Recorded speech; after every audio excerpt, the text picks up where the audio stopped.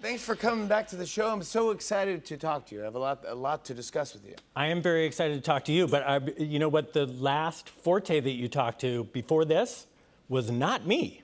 This is kind of what I wanted to talk to you about. Yes. So we have a family friend named Tara. Okay. And she was talking on the phone to my mom. She was in this post office in Malibu, and then all of a sudden you came into the post office, and she came up to you and said, "Hey, I'm talking to Patty Forte," and you grabbed the phone and talked to my mom for a while. She goes like, "I'm talking to Patty Forte," and so oh my God, so I grabbed the phone. Yeah, we talked for like 20 minutes. She loved it. I was like, "How you doing? So excited. How's Will doing? Are you excited about the grandkids?" We talked about everything. Talked about everything. I was like, it was the weirdest spot. I went to this weird post office in the middle of nowhere outside of Malibu because I needed a phone charger, and I went. That's where you get your phone charger. That's where you get your phone chargers at the post office. You don't go there. Who mails things anymore, right? But I went to, there was like a store next door, but it was like a surf shop. And I thought they would have a charger, but then I go, why? They're surfing. You never know where a charger's gonna be. You never know, and they were like, you gotta go to the post office. Yeah. So then I went to the post office, I saw Tara, who was very nice. This all makes sense. Thank you. Yeah. I love you. Your mom is exactly what I want her to be. She's so funny. She is a magical woman. She's like kind of an adult version of Kids Say the Darndest Things. Like like the most recent one, she said, "Willie," she called me up, "Willie, are you going to that Taylor Swift thing?" And I said, what are you talking about? She said, "That Taylor Swift thing, are you going to that?" And I said, "Mom, I don't have any idea what you're talking about." "You know, the Super Bowl." That's the Taylor Swift thing? All right, apparently in Patty Forte world. No, but she's the best. I do have one, there's only one gripe that I have. Yeah. The woman cannot say the word available. She can't say it. She says available. Available. Available. Available. And so each time I hear it, I go like, "Mom, there's a very noticeable L right in the middle there. Yeah, available. You gotta work on hitting that L." But still, it's just available. Available. It doesn't do it. So nuts. But she's magical. She's the best mom. Yeah, she and loves she's me. very smart, except for she's got a blind spot with available. Available. Yeah, that's fine. She can do that. Is she great around the kids, the baby? How old is the girl? Oh, she's great. I have two. I'm a girl dad. Got them both here on my socks. Yeah. That's Zoe. And I mismatched my socks so I can have one on each side. That's Cecilia.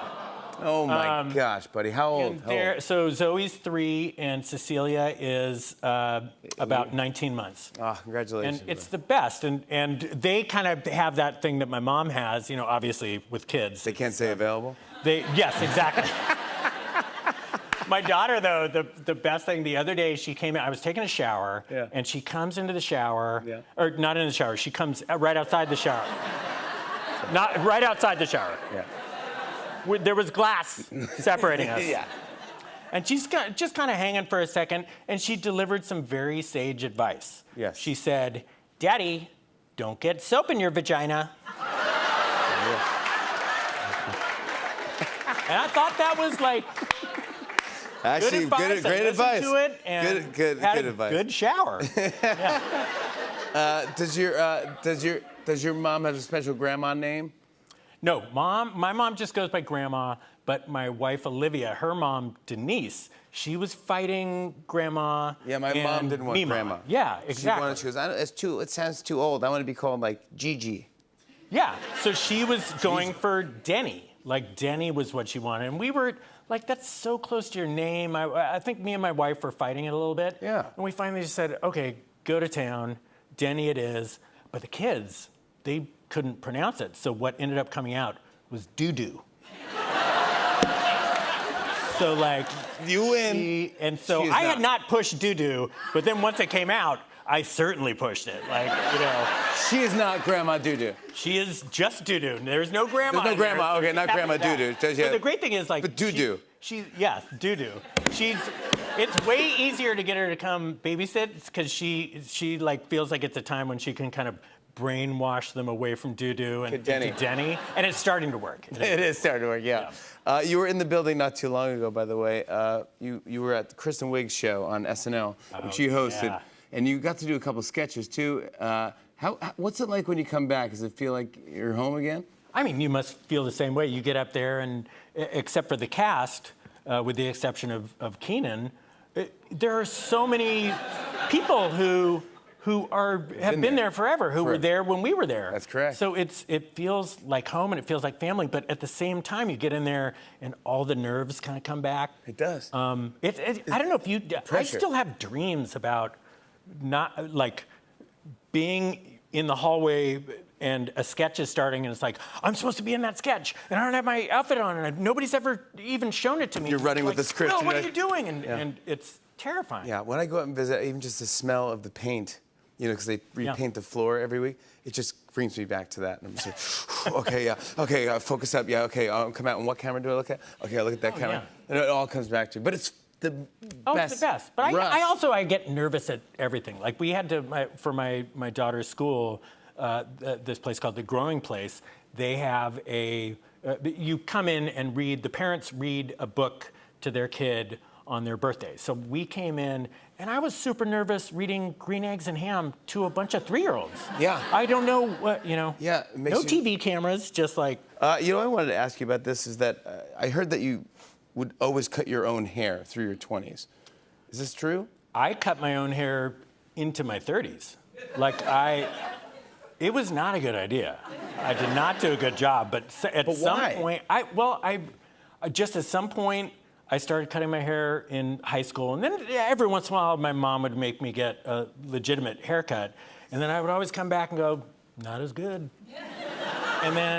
But I mean, I look at pictures, and it was way better than what I was doing, but I kept up with it. Even on SNL?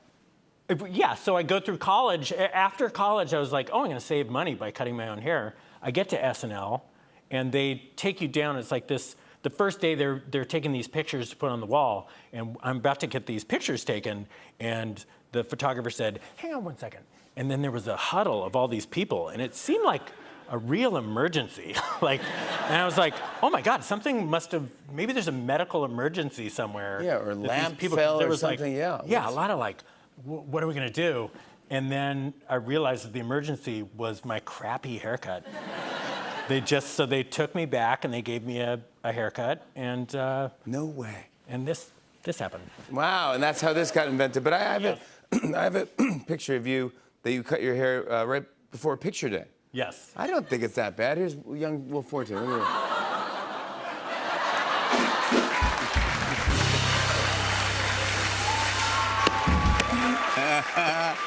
Hey, it's pretty cute. You do a job like that, and you're like, I'm a natural. I'm a natural at this. I'm good. Congrats on the new show, Bodkin, by the way. It's a big hit on Netflix. Man, it's so good. It's so charming. I love any true crime thing and any stuff like that, but it's like you play a podcast, someone who runs a podcast about true crime, but you get involved in a real crime. Well, yeah, there's 25 years ago, 3 people go missing at this festival. I am a podcaster. I hook up with an Irish investigative journalist and an English research assistant, and we're just doing a fluff piece on this thing, and we end up starting to kind of unravel what actually happened. So it's become like a real detective, and it's set in Ireland. It's beautiful. Oh, it's Ireland. I love so much. I feel such a connection. Bodkin is a fictitious place. Bodkin is a fake place, but it's set in West Cork. So we filmed in this place called Union Hall, and we got to spend so much time. Everything is beautiful. There was one exception to the beauty. We were filming for like a week stretch in West Cork, and the work was putting me up in this hotel. So I pull into the parking lot, and the sun is setting. There's this beautiful bay right outside the front. I think we have a picture of. Oh, so this looks gorgeous. Yeah. So I'm going to check in.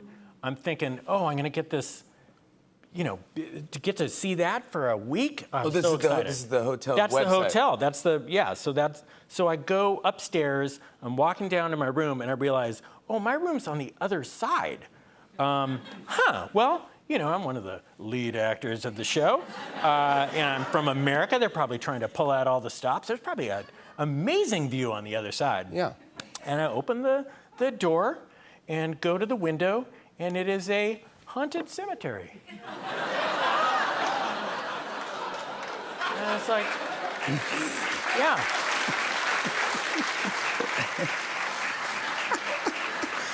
Really shows you your place in the scheme of That's things, really right? wow. Was it haunted?